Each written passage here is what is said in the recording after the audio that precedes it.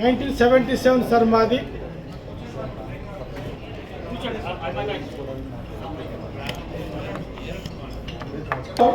మా కులంలో BCD category BCD 5వ కాలంలో ఉన్న సార్.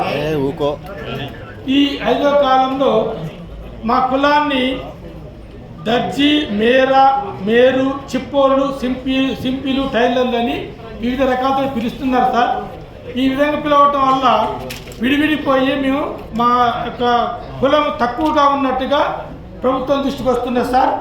అదేవిధంగా ఈ అన్ని పేర్లను కూడా మేర కులంలోనే చేర్చవలసిందిగా మేము వినతి పత్రం ఇస్తున్నాం సార్. అదేవిధంగా తెలంగాణ ప్రభుత్వ కార్పొరేషన్ మన మేర కార్పొరేషన్ ఏర్పాటు చేసి సార్, దానికి పాలకవర్గాన్ని ఏర్పాటు చేయలేదు సార్. దయచేసి మీ ద్వారా గౌరవ ముఖ్యమంత్రి గారికి తెలియపరుస్తున్నారు సార్. తర్వాత మేర కులవృత్తి టైలర్ పని సార్. మా టైలర్ పని అన్ని కులాలు చేస్తున్నందువల్ల మా టైలర్స్కి వృత్తి లేకుండా అయిపోయింది సార్. అదేవిధంగా స్కూల్ యూనిఫామ్లు కూడా డ్వాక్రా మహిళలకి, ఇతర కులాల వాళ్ళందరికీ కూడా ఇస్తున్నారు సార్. మేము ఎంఆర్ ఆఫీస్కి పోతే మా కులాన్ని మేర అని చెప్పంటే దర్జీ అంటే మేము మేరానే అర్థం కావట్లేదు, వాళ్ళకి దర్జీ వాళ్ళైతే మేదరని అడుగుతున్నారు సార్. చాలా ఇబ్బందులు ఫేస్ చేస్తున్నాం సార్ మేము. అదేవిధంగా మా మేరు కులస్తులకి వర్క్ లేదు సార్.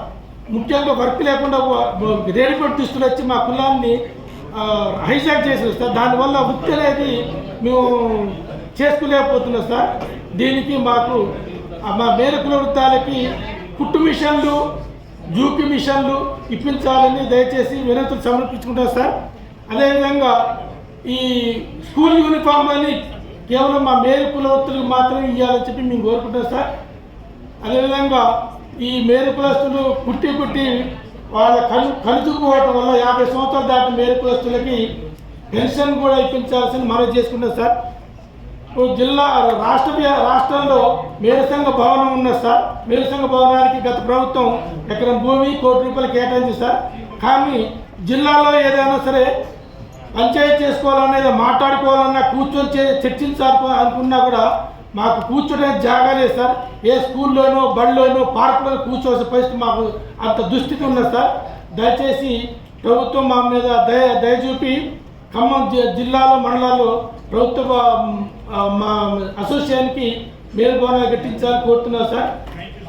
Thank you sir.